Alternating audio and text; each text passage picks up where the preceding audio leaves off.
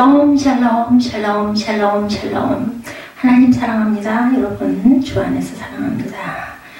바울이 데살로니가에 전도하는 내용 우리 사도행전 17장 1절에서 34절까지 읽었는데 오늘 본문의 중심은 1절에서 15절 날마다 성경을 상고하는 사람들 우리 전체 내용 한번 살펴봅니다.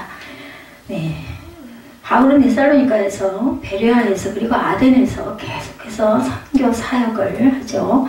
복음이 전파되는 곳에는 성령의 역사와 그리고 사단들의 역공존이 함께 항상 같이 공존을 하죠.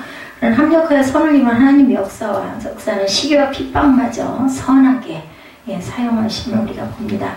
오늘 17장 말씀 데살로니가에서 베레아로 베레아에서 어디로 아덴은 아테네죠. 이어지는 여행을 통해 바울의 증거를 살펴보려면 주로 바울이 아레오바고라는 그런 아주 유명한 그 성전에서 설교하는 부분들이 많이 나타납니다.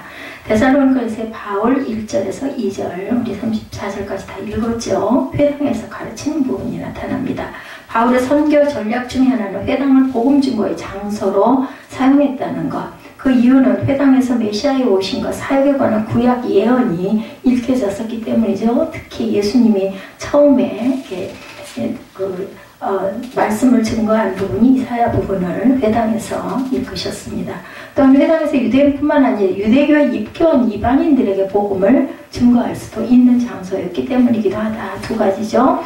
회당에 관한 구약 예언이 읽혀졌고 두 번째로는 이방인들도 이 복음을 증거할 수 있었기 때문에 이방인들에게도 바울은 데살로니가에서도 먼저 회당에 들어가 새 안식일을 복음을 전하죠. 세 주일에 걸쳐서 그의 복음 선포는 성경을 강론하며 뜻을 풀어주는 것이었다. 오늘 17장 3절에 보니까 그렇게 나타나 있죠. 뜻을 풀어 그리스도가 해를 받고 죽은 자 가운데서 다시 살아날 것을 증언하고 이르되 내가 너희에게 전하는 이 예수가 곧 그리스도다 이렇게 증언을 합니다. 그러니 얼마나 유대인들은 그것을 싫어했을까요? 당연한 거죠. 그는 그곳에서 구약 성경을 자세히 풀어 가르치시고 예수님이 죽으시고 부활하심으로 메시아에 관한 예언들을 성취하셨고 따라서 약속된 메시아라는 사실을 강론합니다. 증명하고 아주 그 강론이 효과적이어서 4절에 보면 적지 않은 귀부인들을 포함해서 하나님을 경외한 많은 이방인들뿐만 아니라 몇몇 유대인들도 그의 가르침을 받아들입니다. 그러나 이 새 안식일 후에 회당 측은 바울에 대해 문을 그만 닫아버리죠. 빌립보서 4장 16절에 데살로니가에 대한 부분이 부언됩니다. 데살로니가에 있을 때에도 너희가 한 번뿐 아니라 두 번이나 나의 쓸 것을 번번해었도다. 이렇게 증거되어 있습니다. 그리스도의 부활에 대해서 로마서 1장 4절에 성결의 영으로는 죽은 자들 가운데 부활하사 능력으로 하나님의 아들로 선포되셨으나 누구 되셨으니 곧 우리 주 예수 그리스도시라 이렇게 로마서 1장 4절에 증거합니다. 그리고 야손과 그의 형제들이 등장을 하죠. 6절에서 7절 보면 마침내 전도자들에 대한 과격한 시위가 발생됩니다. 유대인들이 어떤 괴악한 사람들을 데리고 전도자들이 머물던 야손의 집을 습격하는 부분이 5절에 나타나죠. 야곱의 집을 습격해서 전도자들을 끌어내려고 찾았으나 없었어요. 그죠? 그래서 그들은 야손과 그의 형제들을 읍장들에게 끌고 가서 그들을 바울 일행을 숨겨준 죄를 고발합니다. 6절에. 그러나 데살로니가 지도자들은 당황하기는 했지만 이성을 잃지를 않습니다. 그들은 야손과 그의 형제들에게서 바울 일행이 도시로 즉각 떠날 것과 행동을 주의할 것을 보장을 받죠. 야손의 집에 대해서 로마서 16장 21절에 증거되죠. 나의 동역자 디모데와 나의 친척 누기오와 야손과 소식하다가 너에게 문안한다 이렇게 얘기합니다. 그리고 다른 임금에 대해서 누가복음 23장 2절에 고발하여 이르되 우리가 이 사람을 보매 우리 백성을 미혹하고 가이사에게 세금 바치는 것을 금하며 자칭왕 그리스도라 하더라 이렇게 나타나 있어. 다른 왕이다. 베레아에서의 바울의 모습이 10절에서 15절까지 증거가 되죠. 바울과 실라는 밤을 이용해서 데살로니가를 빠져나와야 해서 왜냐하면 핍박이 너무나 심했죠. 그렇지만 디모데는 아무런 제재도 받지 않고 데살로니가를 나와 베레아에서 일행을 만납니다. 베레아에서 바울 일행이 환영을 받았는데 유대인들까지 바울 일행을 영접하는 부분이 11절에 증거되어 있죠. 11절에 베레아에 있는 사람들은 데살로니가에 있는 사람들보다 더 너그러워서 간절한 마음으로 말씀을 받고 이것이 그러한가 하여 날마다 성경을 상고했다. 이렇게 나타나 있습니다. 베레아 사람들은 데살로니가에 있는 유대인들보다 굉장히 신사적이었다. 프리한 내용에도 이렇게도 나와 있습니다. 그들은 간절한 마음으로 바울의 말을 듣고 돌아가 그 설교가 과연 성경에 근거한 것인지 상고했다는 걸 열심히 다시 들여다봤다라는 거죠. 그 결과 적지 않은 헬라의 귀부인들과 남자들을 포함해 많은 사람이 12절에 보면 믿게 됐다라고 증거하죠. 13절에 데살로니가에 있는 유대인들은 바울이 하나님의 말씀을 베레아에서도 전하는 줄을 알고 거기도 가서 무리를 움직여 소동하게 합니다. 그래서 14절에 형제들이 곧 바울을 내보내어 파는 수밖에 없어요. 너무나 핍박이 심하니까 바다까지 가게 하되 실라와 디모데는 아직 그곳에 머물러 있죠. 그리고 15절에 바울을 인도하는 사람들이 그를 데리고 어디까지 아덴까지 이르러 그에게 실라와 디모데를 자기에게로 속히 오게 하라는 명령을 받고 떠나는 부분까지 나타나 있습니다.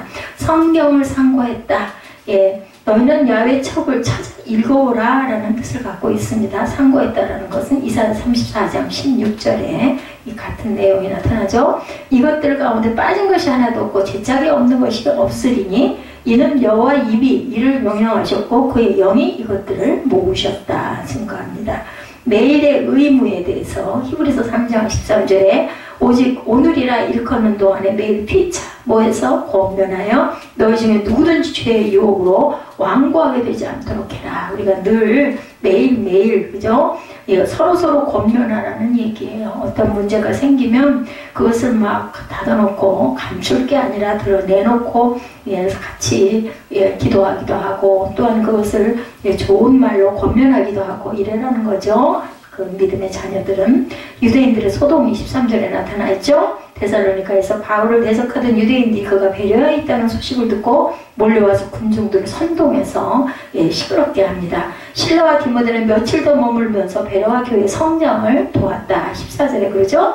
그러나 바울은 그곳 형제들의 도움으로 해안으로 빠져나와 아덴으로 향하는 배를 탑니다. 그래서 어떻게 보면 이 소동과 이렇게 핍박하는 부분으로 인해서 자꾸 갑니다. 퍼져서 베레아의 형제들은 바울이 아덴에 안전히 도착할 때까지 바울을 떠나지 않고 동행하는 부분이 15절에 증거되고 아덴에 안전하게 도착하자 바울은 자기를 호송한 사람들에게 베레아로 돌아가면 실라와 디모데를 속히 아덴으로 보내달라 이렇게 부탁을 하죠.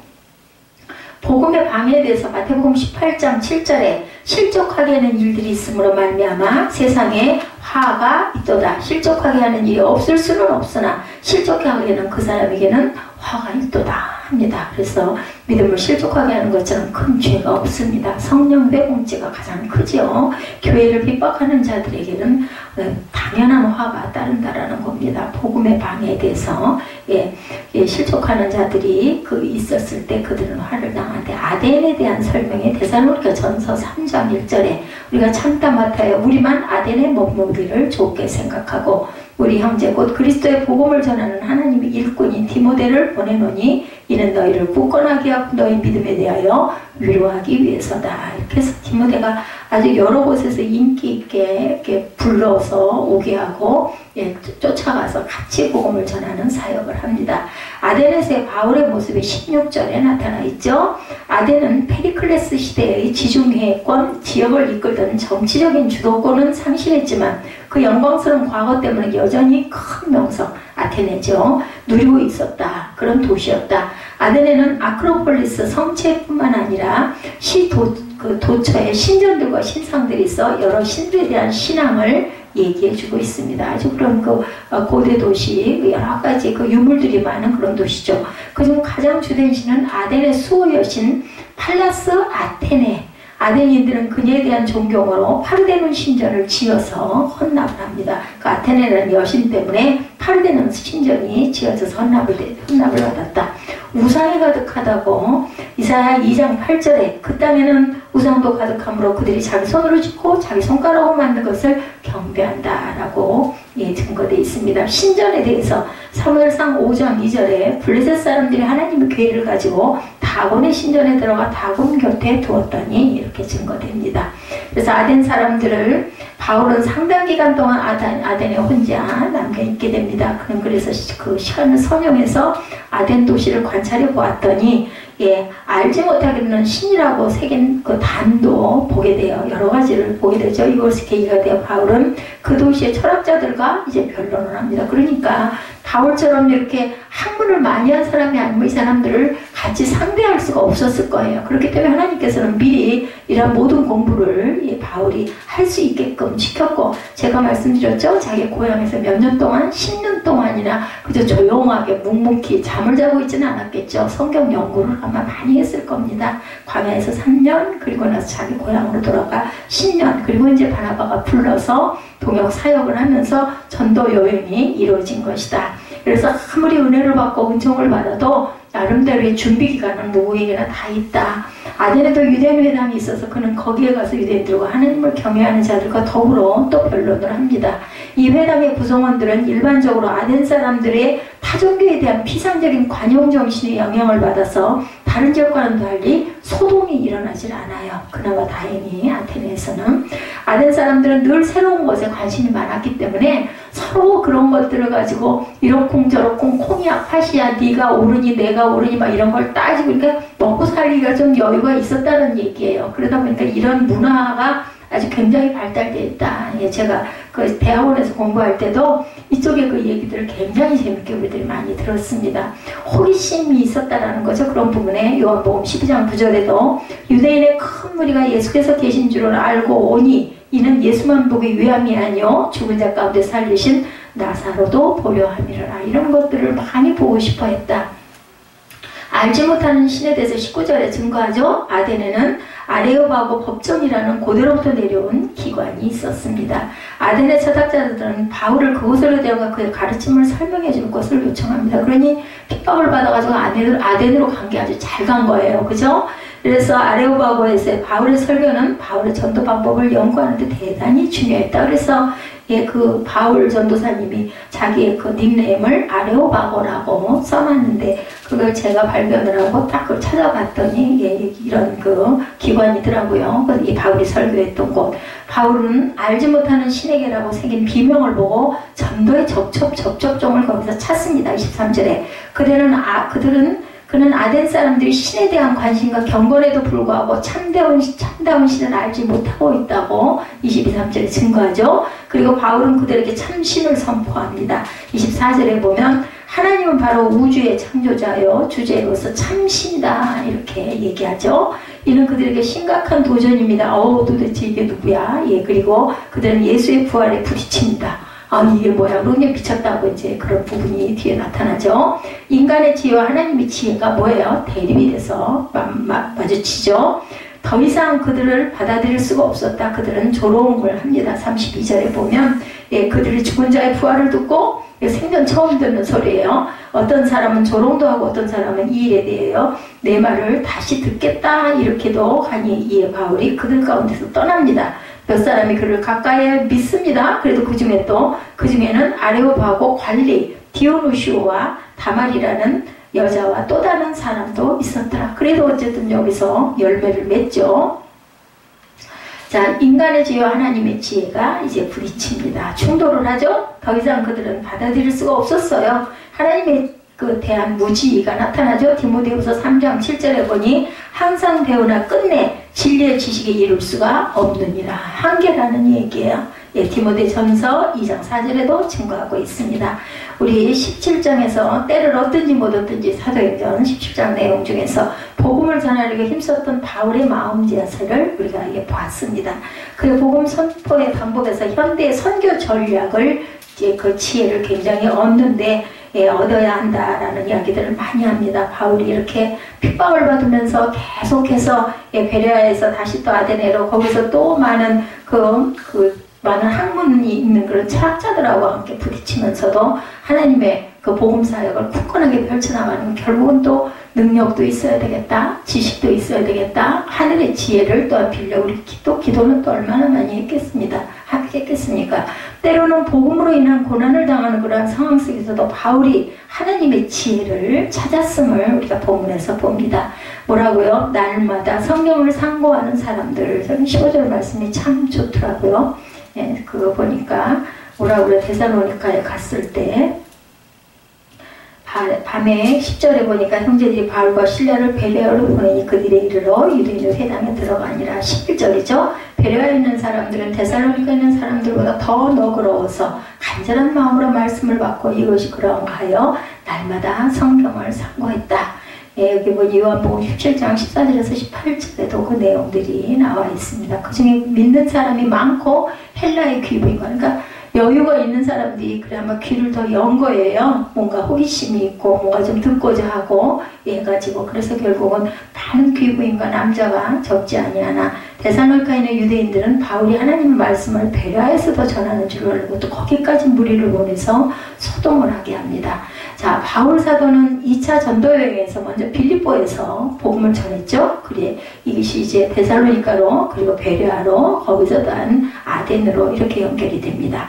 사도 바울 사도가 전하는 전형적인 스타일을 어떤 것인가? 바로 유대인의 회당에 들어가 성경을 가르치기 시작을 하는 것. 2절에 바울이 자기의 관례대로 그들에게 들어가 새 안식일의 성경을 가지고 강론하며 자기의 관례대로란 말씀은 늘 하듯이 습관대로다는 뜻을 갖고 있습니다. 바울은 새로운 곳에 가서 복음을 전할 때 늘 어디를? 유대인의 회당을 복음장 전하는 장소로 이용을 한다. 유대인의 회당에 먼저 가서 복음을 전하는 이유가 무엇일까 봅니다. 첫째, 동족을 사랑하기 때문 먼저 유대인에게, 그리고 안 될 때는 어디로? 이방인에게. 이방으로 향하죠. 예, 거기서 핍박을 받다 보면. 둘째, 유대인들이 모인 회당에서 복음을 전하는 것이 어떻게 보면 효율적이기 때문에 지금으로 보면 어디에 성전이잖아요. 성전을 이렇게 다니면서 찾아다니면서 말씀을 전해서 그것이 오히려 효율적이다. 거기에 뭐 믿는 성도들도 있을 것이고 구경으로 오는 사람도 있을 것이고 다른 것보다도 전하기가 쉽게 만들어져 있는 사람이 모일 수 있게 만든 곳이기 때문에 그랬겠죠. 성경을 알고 있기 때문에 성경을 잘 설명해 주면서 예수를 받아들이게 했다. 오히려 그런 부분이 훨씬 쉬웠다. 또 하나 유대인들의 회당 예배에서는 복음을 전할 기회가 또 따로 있기도 했다고 합니다. 예, 누구에게? 이방인에게. 안식일에 회당 예배를 드릴 때 회당장은 모인 청중 가운데 누가 성경을 잘 설명해서 우리에게 도움을 줄 사람이 있는지 물어봤다고 그래요. 그래서 그때 누구든지 성경을 풀어서 설명하고 나가서 얘기할 기회를 주었다라는 겁니다. 지금보다 더 민주적이에요. 그죠? 누군가 있으면 나와서 얘기하셔 아마 이랬던 것 같아요. 2절 3절에 새 안식일, 그러니까 3주죠. 성경을 가지고 강론하며 뜻을 풀어 그리스도가 해를 받아 죽은 자 가운데서 다시 살아나야 할 것을 증언하고 이르되 내가 너에게 전하는 이 예수가 곧 그리스도라. 생전 듣도 못한 얘기를 합니다. 바울 사도는 구약 성경에 기록된 말씀으로 예수님의 죽으심과 부활, 그죠? 구원과 부활을 전합니다. 구약 성경은 예수님 오시기 1500년 전부터 오실 예수님에 대한 기록이 있는 책입니다. 예수님의 탄생, 고난, 십자가의 죽음, 부활을 예언하고 있는 것이 어디다? 구약 성경이다. 구약 성경은 인류의 신약과 타락, 그에 따른 하나님의 심판, 한민족 이스라엘의 선택, 이 민족을 통하여 세상 모든 나라 사람들이 복을 받게 될 것을 기록하고 있습니다. 어디? 이스라엘이죠. 선민이라고 얘기합니다. 이런 이야기 구석구석에 예수님에 대한 예언이 기록되어져 있죠. 그리고 인물들이 또한 예수님의 상징으로 나타나기도 합니다. 다윗으로부터 시작을 해서, 그죠? 구약 성경을 읽을 때는 항상 예수님 중심으로 우리가 읽을 줄 알아야 되겠다. 해석을 그렇게 해야 합니다. 구약의 많은 인물들이 예수님의 그림자 역할을 했다. 아브라함, 이삭, 야곱, 요셉. 예, 요셉도 특히 예수님의 그 모습이 많이 나타나 있죠. 그리고 또한 모세, 다윗, 엘리야, 그리고 많은 선지자들이 예수님의 그림자였다라는 거죠. 예, 구약의 많은 인물들 예수님의 그림자였다. 그들의 삶 속에 예수님의 모습이 녹아있기 때문입니다. 이렇게 구약 성경을 읽으면서 우리는 예수님을 만나죠. 바울 사도는 데살로니가 사람들에게 예수님께서 왜 죽어야 했는지, 왜 부활하셔야 했는지를 설명하면서 이 예수님 곧 우리가 기다려온 구원자 메시아다 이렇게 선포합니다. 4절에 그 중에 어떤 사람 곧 경건한 헬라인의 큰 무리와 적지 않은 귀부인도 권함을 받고 바울과 신라를 따랐다라고 나타나죠. 12절에 그 중에 믿는 사람이 많고 헬라파 귀부인과 남자가 적지 아니하나 데살로니가와 베레아에서 바울 사도가 가르치는 성경 말씀을 듣고 예수를 믿는 사람이 많이 생기죠. 성경을 제대로 알면 예수를 믿게 되고 신앙은 자라게 됩니다. 그러니까 귀를 열고 받아들일 자세가 되어 있을 때. 그런데 성경책은 너무 어렵다라고 이야기를 합니다. 적어도 2000년 전의 이야기니까 어렵지 않겠어요? 우리는 다 알잖아요. 신약에 예수님 오심도 다 알지만 그때는 정말 구약만 가지고 듣는데 무슨 이런 일이 일어난다고 하니까 믿기가 어려웠겠죠? 시대 문화 역사가 전혀 다른 오래된 책이기 때문에 우리도 이야기가 굉장히 그들은 이야기도 어려웠을 것이고 우리도 또한 보면서 무슨 이런 일이 진짜 있었을까? 안 믿는 사람들의 눈으로는 귀로는 그렇게 들립니다. 그래서 하나님께서 목회자를 세우신 이유가 바로 성경을 쉽게 이해할 수 있도록 가르치는 사람들이 바로 목회자들이다. 가르치는데 오늘 본문에 두 가지로 나타나죠. 2절 하반절에 새 안식에 성경을 가지고 강론하는 사람, 오늘날의 설교죠. 3절 뜻을 풀어 그리스도의 해를 받고 죽은 자 가운데 다시 살아날 것을 증언하는 사람. 뜻을 풀어 증언한다는 것은 구체적으로 알아들을 수 있도록 설명하는 것. 성경 강해, 성경 가르치는 것을 말하죠. 하나님의 말씀인 성경을 쉽게 이해하려면 설교를 들으면 되는데 목회자가 가르치는 성경 공부에 또한 참석을 하게 되는 겁니다. 11절에 베레아에 있는 사람들은 데살로니가에 있는 사람들보다 더 너그러워서 간절한 마음으로 말씀을 받고 이것이 그러한가요? 날마다 성경을 정말 이게 그럴까 계속 묵상했다는 이야기입니다.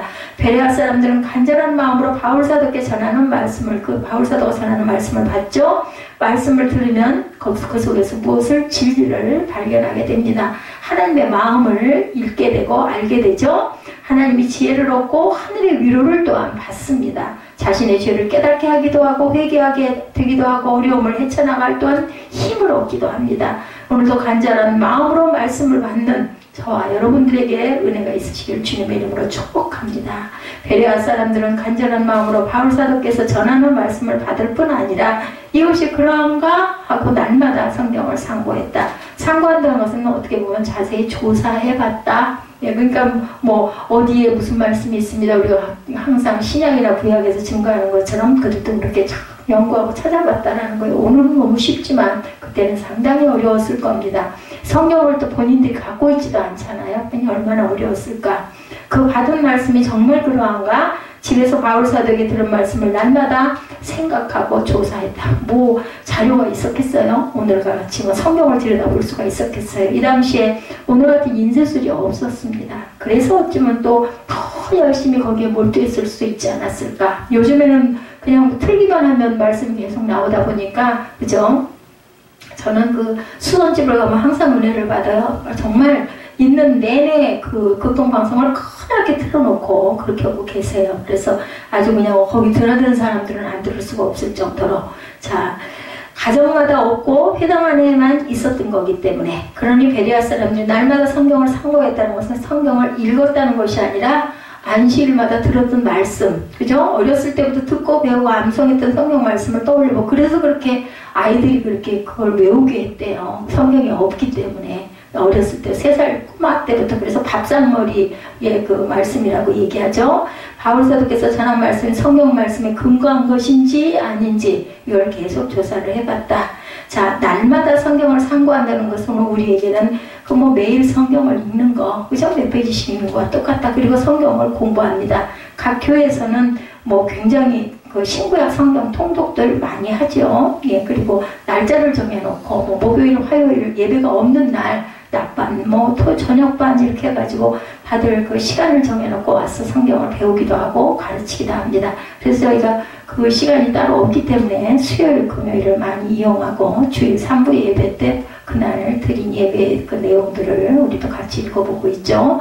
성경이 어렵다고 생각하는 사람들, 이해하지 못해서 재미없다고 생각하는 사람들, 언제든지 그래서 성경 공부관을 열심히들 다니면서 깨닫고 또 깨닫고 나면 뭐 너무너무 오지 말라고 그래도 가죠. 바울이 가르치는 성경 말씀을 듣고 세 번째로 데살로니가 베레아에 많은 사람이 예수를 믿게 됐지만 어려움이 있었습니다. 5절에서 7절 보면 유대인들은 시기해서 그죠? 그자의 불량한 사람들을 데리고 때를 지어 성을 소동하게 해서 야손의 집에 침입하여 그들을 백성에게 끌어내려고 찾았으나 발견하지 못해. 이런 일이 꼭 어디나 가면 사탄이 역사를 하죠. 야손과 몇 형제들을 끌고 읍전들 앞에 가 소리를 질러 이르되 천하를 어지럽게 하던 이 사람들이 예, 여기도 이름에 야손이 그들을 맞아들였다. 그래서 그 집 식구들이 그냥 온통 아주 곤욕을 치르는 부분이 본문에 나타납니다. 이 사람들이 다 가이사의 명을 거역하여 말하되 다른 임금 곧 예수라는 이가 있다 하더이다. 이렇게 얘기를 합니다. 예, 바울 일행을 잡으러 야손의 집에 들어가죠. 바울 사도가 야손의 집에서 생활하며 성경을 가르치고 복음을 전하고 하는 것을 소식을 들은 거예요.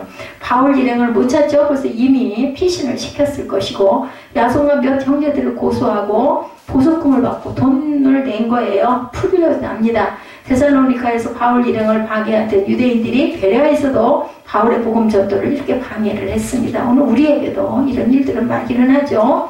말씀을 듣지 못하도록 방해하는 세력들, 누가 요즘에 성경 말씀 들은다고 고발하는 사람은 없는데 이제는 보면은 생활을 통해서 환경을 통해서 어떠한 것들을 통해서 예배 못 드리게 하는, 그래서 교회만 누구 인도받아서 가려고 하면 꼭 일이 생긴다. 정말 왜 이렇게 교회 가기가 힘드냐. 우리 그 전도할 때 보면 그런 일들이 많이 일어납니다.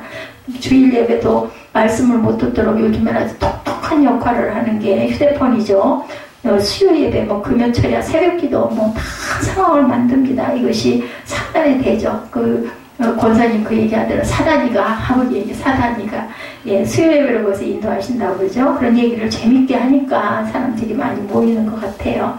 멀어가지고 예배드리러 시간이 안 맞아 못 가시는 분들이 이렇게 해가지고 저녁 시간에 잠깐들 모여서 참 바람직하고 부럽기도 하고 참 다행이고 좋다는 생각이 들더라고요. 그분은 아주 작정을 해놨대요. 본인은 75세까지 하나님 섬기는 일을 열심히 하다가 그 이후에는 오래 있지 말고 조금만 아프다가 얼른 하나님께 가게 되려고 매일 부부가 그 부분을 놓고 기도한다 하더라고요.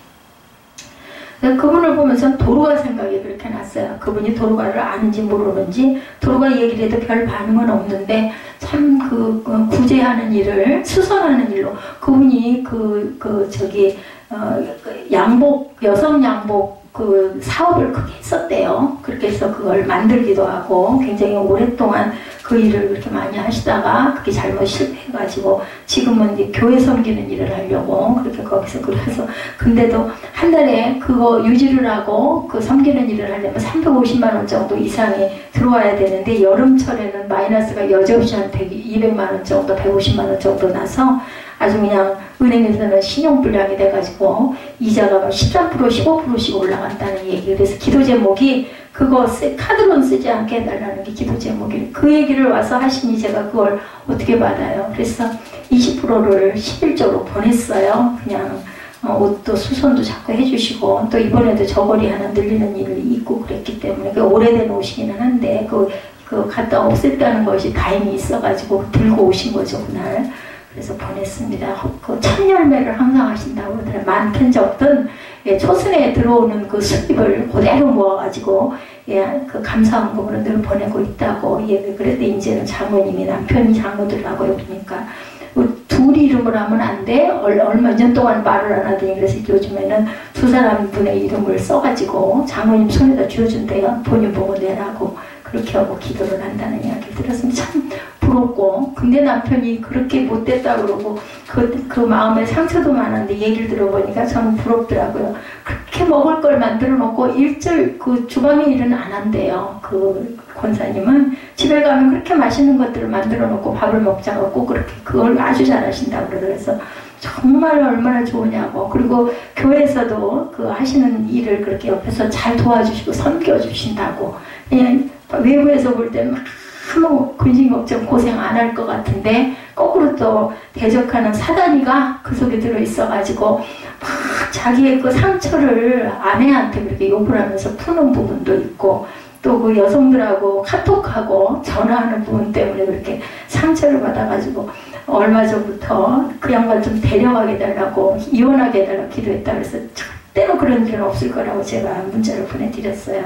전도사님이 같이 기도를 하더니 그 얘기를 하셨다죠. 우리 좀 더 기도해보자고. 나뉘는 것보다는 함께 있는 걸 하나님이 원하시지 않겠느냐 얘기를 했다고. 그러니까 본인의 문제는 남의 문제는 아주 이렇게 지혜롭고 현명한데 본인의 문제는 남은 잘 보이는데 본인은 잘 안 보이는 거예요. 그런 남편이 또 어디 있어요? 단점도 있지만 그렇게 다 그냥 가정일은 뭐 빨래고 뭐고 일절 본인은 손을 안 댄다고 그러시더라고요. 우리가 너희 모두로 데살로니가전서 1장 2, 3절입니다. 말미암아 항상 하나님께 감사하며 기도할 때 너희를 기억함은 너희 믿음의 역사와 사랑의 수고와 우리 주 예수 그리스도에 대한 소망의 인내를 우리 하나님 아버지 앞에서 끊임없이 기억한다 라고 얘기합니다. 데살로니가 교회 성도들은 유대인들의 박해에도 불구하고 뭐 했어요? 믿음으로 살아 일어나죠. 성도들 간에 사랑으로 서로 섬깁니다. 힘든 가운데서도 소망 가운데 인내한다. 그리고 그분이 깨달은 거 하나는 하나님의 은혜를 입으려면, 마음의 평강을 얻으려면 꼭 고난을 극복하고 견뎌야만 그 부분이 온다라는 것을 본인은 깨달았다 얘기합니다. 근데 우리는 항상 크라운만 생각을 하죠. 그 십자가의 부분은 싫어합니다. 근데 그게 없이는 그만한 평강이 오지를 않는다라는 거죠.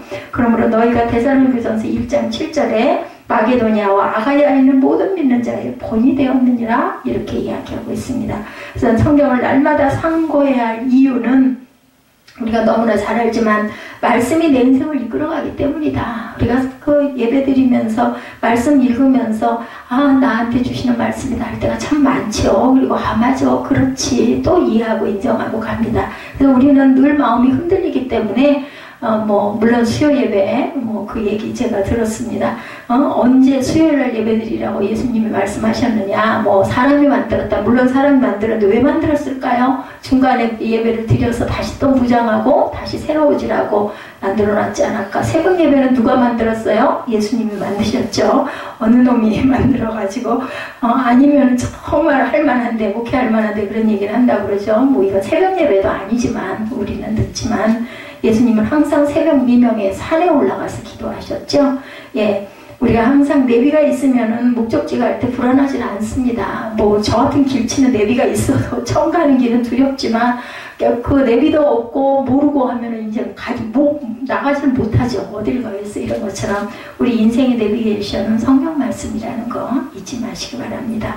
자, 우리의 마음과 영혼을 또한 치유하고 회복하죠. 히브리서 4장 12절에 보면 하나님의 말씀은 살아있고 활력이 있어 좌우에 날선 어떤 검보다 예리하여 혼과 영과 및 관절과 골수를 찔러 쪼개기까지 하며 마음의 생각과 뜻을 판단한다고 판단하십니다. 하나님께서. 그리고 우리에게 뭘로 주셔요? 감동으로 우리에게 주시죠. 제가 어릴 때 신앙으로 살았던 사람이 17세 때 유학을 가면서 한 여인과의 사랑에 빠져 쾌락에 젖어서 살게 된 그런 이야기 여러분들 잘 아시죠?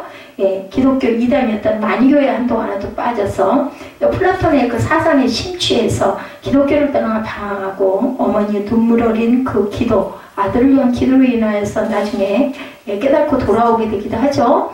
AD 384년에 30세 되었을 때 이탈리아 밀라노로 이주해서 암브로시우스의 설교를 듣게 되죠. 그 설교를 들으면서 영혼의 치료를 받기 시작하면서 기독교로 다시 돌아오기 시작을 했는데 어느 날 어떤 문제 때문에 괴로워하고 있을 때 주변에서 부르는 아이들의 노랫소리 여러분들 아시죠? 계속해서 읽어라. 펴서 읽어라. 눈물을 억제하고 그 자리에서 일어났다고 그러죠. 성경을 그냥 무조건 펴서 읽었더니 로마서 13장 13, 14절 말씀. 낮에와 같이 단정히 행하고 방탕하거나 술 취하지 말며 음란하거나 호색하지 말며 다투거나 시기하지 말고 오직 주 예수 그리스도로 옷 입고 정욕을 위하여 육신의 일을 도모하지 말라. 이분이 방탕하고 술 취하고 음란하고 호색하고 했다 보니까 이 소리가 그냥 번쩍. 저와 여러분은 이걸 읽으면서 그렇게까지 그러진 않잖아요. 뒷부분에 그리스도로 옷 입고 정욕을 위하여 육신의 일을 도모하지 말아라. 이 부분에 대해서는 그렇지. 우리가 시기하거나 다투지 말아야지. 이런 부분이 있지만 앞에 이 부분은 누구에게? 예, 어거스틴에게는 기가 막힌 얘기했을 거예요. 낮에와 같이 단정히 행해 너 방탕하고 술 취하고 음란하고 호색하지 마라. 그 말이 얼마나 뜨끔했을까. 이 구절이 책 끝나기도 전에 슬픔 가득한 가슴 속으로 한 줄 빛이 흘러들어왔다고 합니다. 그리고 모든 의심이 사라져버리고 마음 안에 다 그리스도가 와서 박혀서 우리가 성 어거스틴이 되죠. 다시는 타락한 생활을 하지 않고 하나님께 온전히, 그러니까 고뇌가 깊고 방황이 깊으면 깊은 만큼 다 돌이키고 나면은 누구처럼 바울사도처럼, 예, 그죠? 예, 그런 것처럼 이분이 기독교 신학을 정립한 성 어거스틴이 되었다. 예, 어거스틴은 설교 말씀이 그 영혼을 치료했다고 그래요. 그리고 그가 읽은 성경 말씀 한 구절에 그의 인생을 타락한 삶에서 다시 하나님을 섬기는 거룩한 삶으로 말씀 한 구절이 바꿔놓죠. 그리고 마틴 루터도 마찬가지로 로마서 1장 17절 말씀입니다. 예, 복음에는 하나님의 의가 나타나 믿음으로 믿음에 이르게 하나니 기록한 바 오직 의인은 믿음으로 살리라. 이 부분 때문에 루터가 나중에 종교 개혁을 하게 되는 귀한 그러한 아주 인물이 되죠.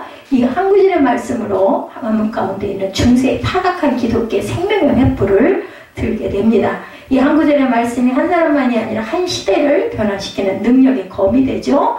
오늘 우리는 하나님의 말씀에 이런 변화의 능력이 있음을 믿습니다. 말씀에 대한 믿음과 확신이 있기 때문에 간절한 마음으로 배려할 사람들처럼 간절한 마음으로 말씀을 받고 그것을 상고하고 묵상합니다. 날마다 성경을 부지런히 읽고 상고함으로 믿음이 성장하고 말씀에 든든히 서가는 저와 여러분이 되시기를 주님의 이름으로 축복합니다.